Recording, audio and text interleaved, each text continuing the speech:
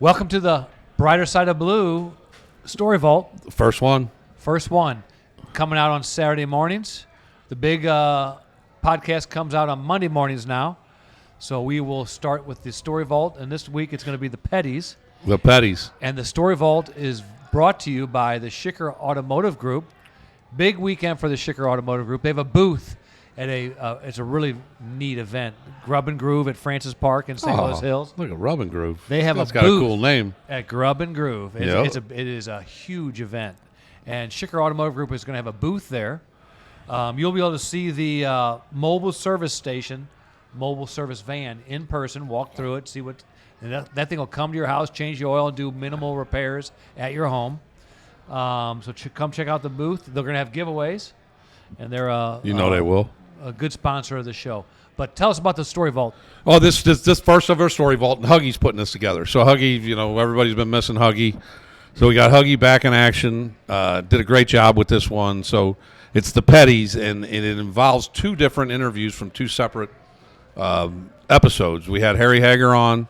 Major Harry Hegger, and then we had retired Colonel Jerry Leyshock on. But they both kind of tied these stories together. And what Hug did was kind of tie it all together with, you hear a little bit from Harry, then you hear a little bit from Jerry, then you hear a little bit from Harry, and then Jerry. Well done. Very well done. It was cool. He did not tell us what song he's releasing with it. So we're Huggy's all up to something. Huggy's up to something. But this will bring back the Hit It Huggy. And next week, we're putting all these together, and I think what's next week, John? Steve James. With the paintings, and he's done some paintings for our did that painting back there, and he's also done some paintings for some of our listeners. Talk to him about that, and we'll just get a little Steve James update at the end of his, so that'll be good. And we're just going to keep coming with these every Saturday. If they take off and then people are liking them, we can up it and put out more, because this is going to be like 33 minutes, somewhere in there. Some of them are only going to be 10 minutes. Some of them are going to be 5 minutes. Just a little Saturday taste with your coffee. And then, if we put out shorter ones, we might put out more. But we just want you guys to get the story. So this is just Jerry and Harry, about 27 minutes of straight gangster talk. Love it. And these guys were the Petties were the straight-up OGs Notorious of St. Louis. And Haymon. And who? The rival, Haymon. And Haymon. So they talk a little bit about the rivalry there. But that Petty family and Sam Petty, no joke. Tremendous OGs. And they were for real gangsters. So I hope you guys enjoy the story. We'll see you guys on Monday, and next Saturday, then Monday, and Saturday, and Monday, and Saturday, and Monday. Enjoy the Story Vault. Peace out from Colombo's Tavern. It was the Petties. Sam, Lorenzo, and Joe. Okay, because I think the youngest was less. He said he was less violent than the other two. And yeah, he was less violent. He was violent, but not as violent. Right. Sam was the really smart one and mean. Vicious. And Lorenzo was like, give me two guns, he'd take a whole world on it. Now, would you say that was the most dangerous organization that you came across as a policeman? Yeah, I think, it was pretty cold. I mean, they were pretty cold. So if you had to guess, how many murders were they good for?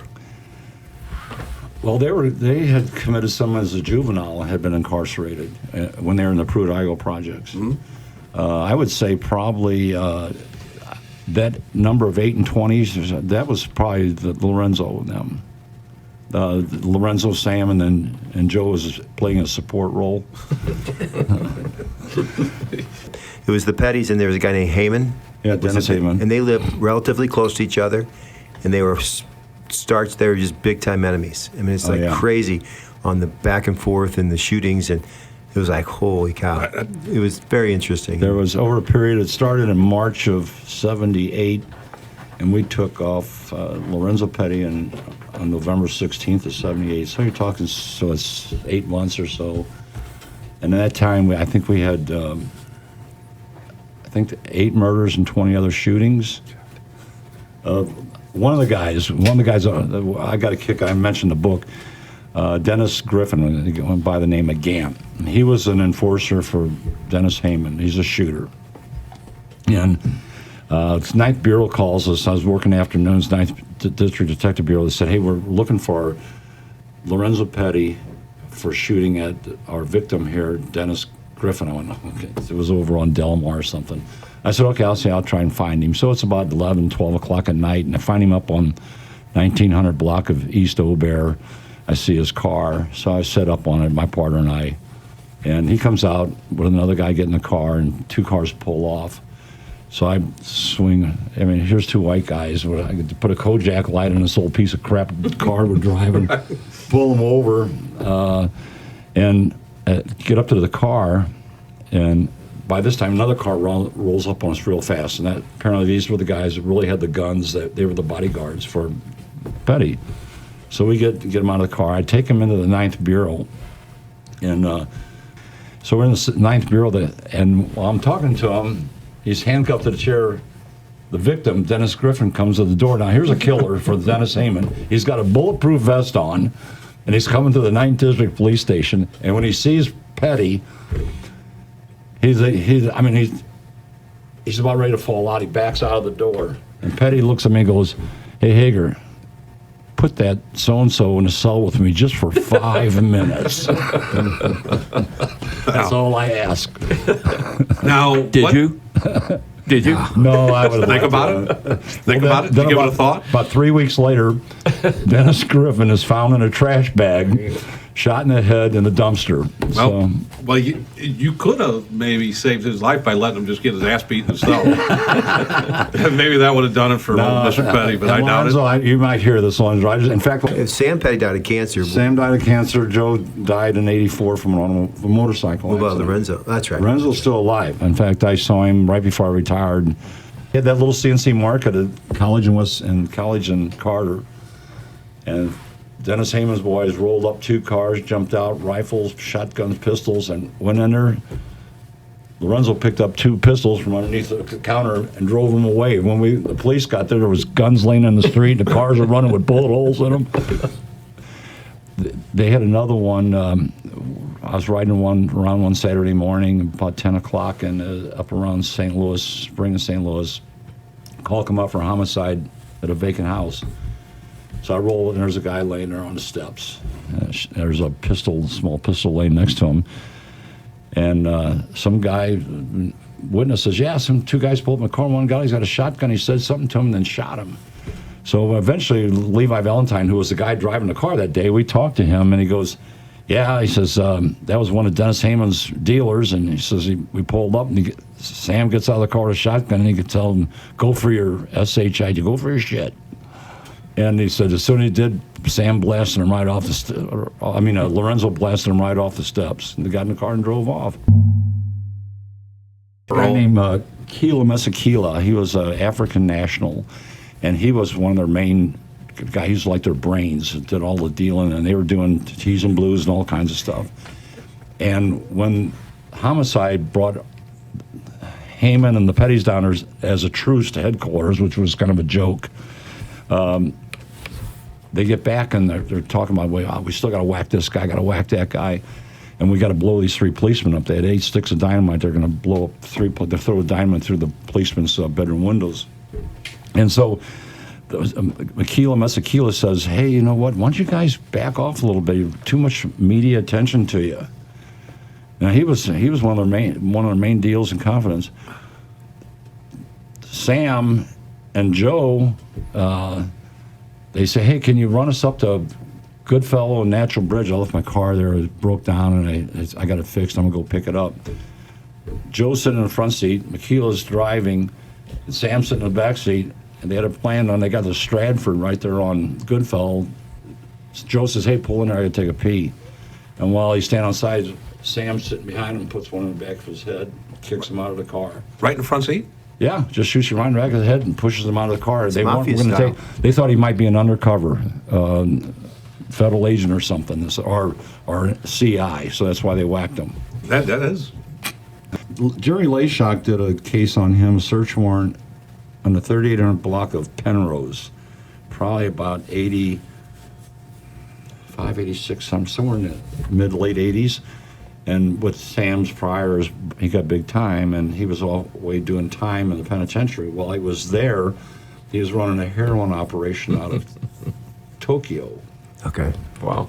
And the feds were looking at it, and they were going to prosecute him, but those authorities there wouldn't release the heroin.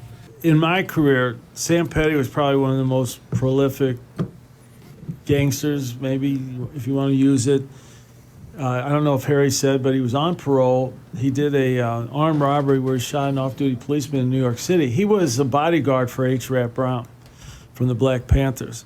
Sam and his family, there's different stories about this, but I think they kind of grew up around Pruitt-Igoe. Sam killed a guy when he was young, much older, and he was still a juvenile. And not much happened with that case. He was highly feared. He was extraordinarily intelligent, but mean. And so I was undercover. Harry's memory is good. It was 1985. I was undercover. And it started off this whole investigation just started off as sort of innocuous. University City arrested a guy who had some dope on him, was a white guy. And he was telling them that he couldn't go back to prison. And I can't help you guys in University City. He goes, but I get my cocaine from a brother and sister in North St. Louis. So they called us. And Tony Wagner was my boss at the time. And said, why don't you talk to this guy, see what he's talking about? So I did, and U City was, this was somewhat of a low-level case, but this guy had a bad record. Got in the car with the guy, had some backup, drove up on North Taylor near Natural Bridge, and made a buy in the alley from a woman and her brother. I'm not going to mention their names.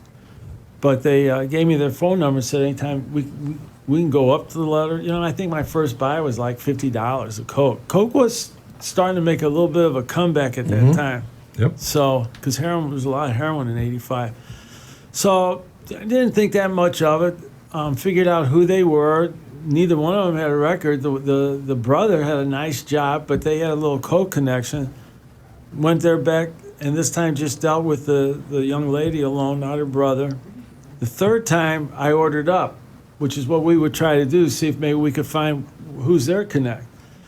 And just a little bit, it wasn't much money, $100, $150. But they said, all right, she tells me, we got to go get a guy, and then he'll get it for you. So I'm all right. I didn't think there was anything suspicious about it. Go up on Natural Bridge, meet a guy around her age, and we go up on Penrose, nice house. South side of the street, we're not far from Fairgrounds Park. And I give him the money, he goes inside. Now, while he's inside, I see guys coming out and putting in a car, the trunk's open, cartons of soda, or what looks like soda, whatever. And when he comes back to the car, I did what we will always try to do when we're in narcotics. I said, hey, I'd love to meet this guy. He goes, he ain't gonna meet no white boys. I can tell you that much right now. I go, I'll give you $100 if you're interested. He goes, he ain't gonna meet no white guy. I'm gonna tell you that right now. I go, all right. But I copped the address. I could see the address from where I was. And I just making small talk. I go, what's the deal with all the cartons of soda or whatever? Just playing it on. He goes, oh, the family owns a market. And right there and then I remember a conversation I had with a buddy I went to college. He was an insurance salesman. We used to read about the Petty Haymon shootouts at the market at College and Carter and all that stuff. And I remembered I hadn't been a policeman very long, and he called me. He goes, you'll never believe who I met today. I got an insurance policy with Sam Petty, lives over by Fairgrounds Park. He goes, he didn't tell me the address or anything. So, John, you know maybe better than anybody, they had files. It was so crude in the 80s, 70s and the 80s. I go to intelligence. I pull up that address where they had these files in these drawers, and the name that comes up from that address is Deborah Randall. And I had heard of Deborah Randall. She used to date a gangster in the Pruitt-Igoe named Merle Jr. Guy killed a lot of people, and then he got assassinated. And there'd been some talk that she might have even done like a double murder in Atlanta. So I'm interested in that. So I wait till the next day because it's late at night and there's just some old guy smoking a cigarette in there to let me look in the files. And I don't remember who I talked to, but he said, you got money into what the address was? I said, yeah. He goes, that's Sam Petty's place. I goes, all right. I kind of thought, but who's Deborah Randall? She's bad news too, you know? So did one more buy from there. And guys, it was so crude in those days. Your backup, what the signal was if you're in trouble, if you're inside of a house and you're trying to make a buy, was throw something out the window or jump out the window or throw somebody out. So I don't know, we're not mic'd up or anything like that. And so the next buy goes good. Well, I order up because now when DEA heard this and the FBI heard this, we got a lot of federal partners with us, all right? So everybody is on this. Everybody tried to make Sam Petty and had a lot of luck. So to do the third, I order up like 2 ounces, which would be somewhat of a big deal. And DEA gave us some money. Well, they changed the meat place. And I told Tony, I said, man, I think they're going to rob me. I said, he's acting weird on the phone. By then I'm talking to him. The girl just tagged along because I think she liked him. So they go, Jerry, we come as far as we're going to go with this anyhow. I had marked the bills from both purchases, so we know that's in there. I've ordered up. So my first search warrant was signed by Judge Anna Forder. First search warrant I ever typed up, Bob Tommy or Hef. There's another legend you guys should talk to, but legend. Help me type it up. Get the search warrant. When I show up, whatever the sign was, take your hat off if it's them, and I do, and they swoop down on it. So there must be 50 people who's got that house surrounded because we used to read about these shootouts. Sam Petty was nasty, and there's a lot of people out there. So they had pretty much wanted to get those 2 people out of the mix. They took them straight downtown. And they were going to wait for Sam or Deborah or somebody to come out. They didn't want to do it hard. Plus, the big ornamental doors have been hard to knock in anyhow. So Petty comes out. They grab him. They say, come up here. And Tony Wagner had told me that night when I got to work, he goes, this is your last night undercover. He goes, this is going to blow up. He goes, so you're going to the street crew after this. Fine. So they said, come up here with the search warrant.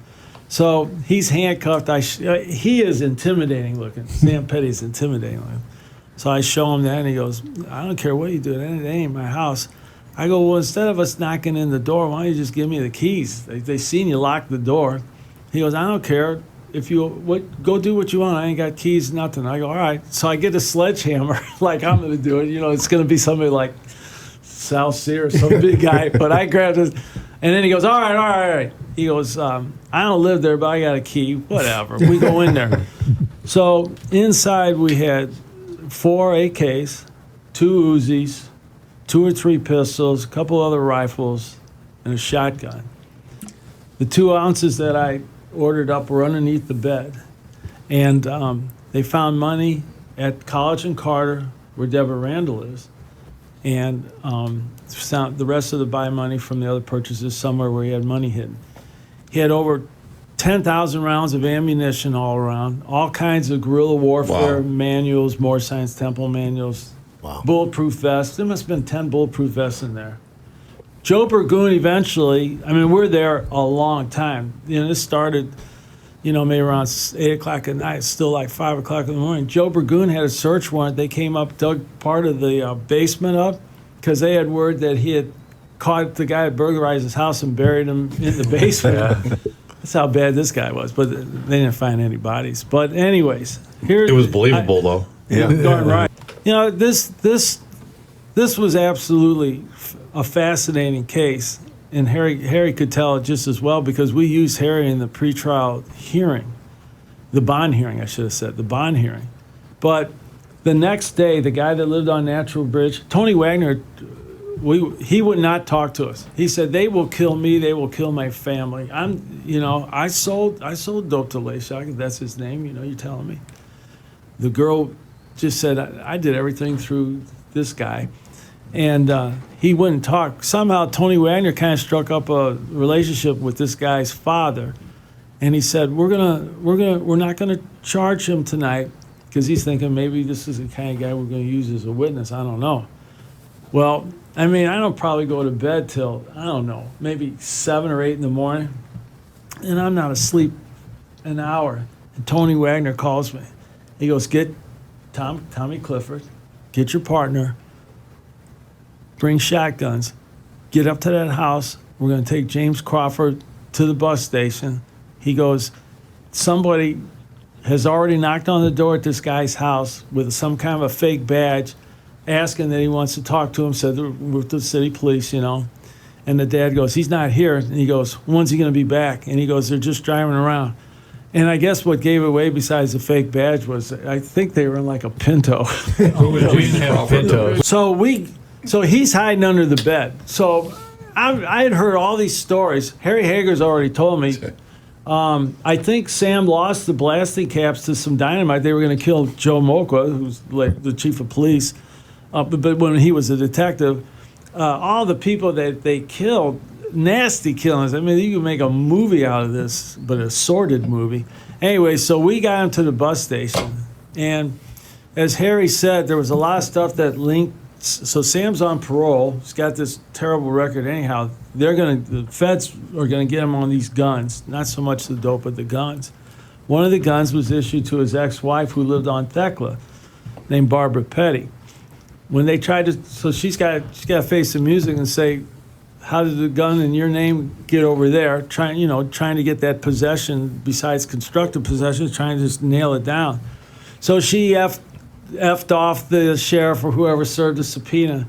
On the day that she was to testify in the federal grand jury, she walked out to a car and somebody shot her 11 times. So, everything, wow. Harry's already testified about how dangerous these people were. And one guy that really stepped up to the plate was an African-American. He lived in the 5900 block of Cote Brilliant, a gun dealer, who testified that Sam and Deborah Randall came. Deborah had called him, but he didn't know until he saw Petty's picture in the newspaper who he was. He never said his name or anything. But he handled the gun. He asked all the questions about one of these AKs that was in there.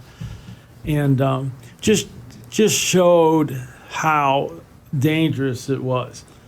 Don Wolf, Doris Black, who used to do a lot of defense work for the Moore Science Temple, started off with a case, then it went to Don Wolf. I don't know if any of you ever met him. Met a better guy. Didn't take any cheap shots on the stand with me. But really, my participation was, it's not like I ran into everything. Yeah, I bought some dope, and luckily the money, they didn't spend the monies. The money, the buy money's in there. It's all pretty cut and dry. And I know there was some appeals. And then, as Harry says, he was moving heroin in. Harry says, Tokyo, my recollection was it was Nepal, but he is right. They wouldn't release the dope. We never got him. In the monster conspiracy case with the Moore Science Temple, Sam was the only one that didn't get federally convicted on that. Wow. They couldn't link him enough to them for that RICO case. So Lorenzo Petty is still alive. He wrote a book. He's out. And oddly enough, he's on Facebook with one of his arch enemies, Dennis Haymon. I believe Haymon's a Christian now, but he's out. Pete Gober, who we know died a few years ago, told me that they got Lorenzo with the gun. They were waiting for him to come out of the house. He didn't go anywhere without a pistol. And when they came up, this window was down, and Pete was on with the gun. He said, put your hands on the steering wheel. And he goes, Jerry, I'm telling you, that guy, I could tell the way he's looking at me. He's trying to think if he could shoot me before I could shoot him. He goes, I've never seen a colder stare. He goes, those guys were dangerous. Now, I've only been on, it's 1985. I came on at the end of 1979, so I barely have 5 years on. And they go, all right, go on in there and question Sam Petty. Okay. So I go in there, and I read him his rights, and I said, with all due respect, I got to ask you some questions. And he just looked at me, and he just leaned forward, and he goes, I don't have anything to say to you. And that was good. You know, That was good enough for John, you. you know when you Good know. enough for you. Yeah, that's good enough for me. How'd that interview go? Good job. He ain't talking. It was riveting. All right, so by the way, this is a fascinating trial. With all the security. I thought the bond hearing was one thing. With Harry Harry broke down 4 or 5 murders, including while they were trying to strangle a guy to death, last name of Cherry. In He told the that story. bathroom. Yep. He did. He tell that story. He told that story. Yeah. When all this war started up, Charles Cherry came over to the store, and Joe and Lorenzo were there. And he come over and he was trying to be a peacemaker.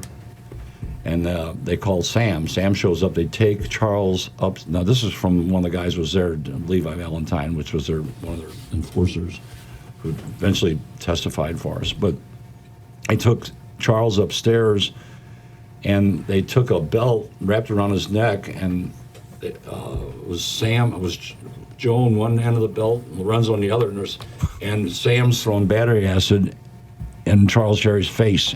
And Charles Cherry's thrashing around, and the belt breaks. They jump on him, drag him over to the tub. It was an upstairs that had a bathroom, and then Sam put 2 in the back of his head, right there. In The acid didn't work. the belt broke. Oh, the belt. The belt broke. They were strangling. The acid was just to throw a little kicker into the murder. they were torturing him and trying to get information from him. So then he put him in a big trunk. Dumped him over on the east side, and a couple days later, there's a lineman working on the pole and sees it down. Hey, opens it up. There's a body inside. Good God! But I mean, they're pretty brutal. So, you know, the Post, the Globe, covering this. This is a big deal. And then the trial. These young guys were coming in there, and because I'm there, they sit right behind me, just staring at me. So I don't know them, but I'm getting good looks at all their faces. And I find out that one of them's Sam's nephew, I don't know in what way, Charles Shern. And then I started asking questions, and he's like, this guy's moving a lot of dope. He's starting to make a mark for himself in the old 7th District. Yep. So 2 years later, me and Tom Clifford out there stumble on a little dope arrest. The guy tells me about Charles Shern, and he's really moving a lot of dope. And he's got a little idea of where the house was that he was going to, 4629 Kennerly. And then there's a murder at the Phoenix Lounge, right at Plymouth and Hamilton. So Homicide calls me later in that afternoon, just a guy, and they tell me the story that 2 guys rolled up on him, get out of a Cadillac, a stocky guy walks up to him. He's standing next to his girlfriend, just put a gun right there, and he said, "You know how much you owe me?" And before the guy could answer, he blew his head off. They got back in and left. He goes, "We're hearing this could be a guy maybe named Fat Charles." And I go, "That's Charles Shern." They go, "You know where you could find him?" And I said, "Well, he's supposed to be at 4629 Kennerly." I go, "Let me get back to you." So I parked my car somewhere, walked down the alley because he had a high wood fence, and there's that freaking Cadillac sitting back, green Cadillac sitting in the backyard. So they get the search warrant. That's the first time I met him. We get the murder weapon and a bag full of dirty, stinky clothes. You know, we get that, got some heroin and all that. They hold him without bond, I believe, because it's a good. The gal, you know, says that's him and all that. And then before it goes to trial, they call me and they said, "You're never going to believe this. She's completely recanted her story." I said, "Really?" They go, "He's going to be out. So we're just letting you know he's out. He's going to be out." All right. And his little henchman, he had a crew of about 7 or 8 guys. So it took me about 6 months, and then I found out the story that a guy named Daryl Shern, Charles' older brother and another guy, got this. This gal lived in the neighborhood. Put her in the car, drove over to the Hold'em tracks, and they said, "Hey, you're going to either recant your story or we're going to kill you in the car. What do you want to do?" She goes, "Well, I don't even remember what happened." You know, it's funny, but it's not so funny.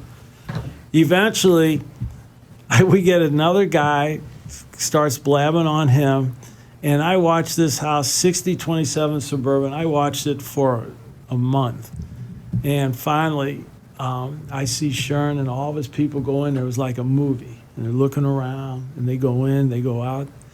And I told Lehman Diamonds then, it's like, we got to hit this house. And we hit it in 87 on St. Patrick's Day. And he had a big ball of black tar heroin right by where he was when we ran up there. People were flushing heroin and all kinds of stuff. It was just wild. More guns, more money. Just this guy, they were rolling. And what ended up happening was that house and a couple other houses were issued in the name of Charles Taylor. And before we could get him to testify, they killed him. That was terrible. That really took the wind out of my sails. I really liked that guy. And, you know, it's just that legacy family, they were nasty. Hit it, Huggy. And tell me what does it take to be a G? I started with a co-down, some pounds to a key. You gotta watch your backstage, not be alert. Started as a young motherfucker doing dirt. And now I'm in the rap game like the trap game. I got enemies. Can't pretend to see my friends and not my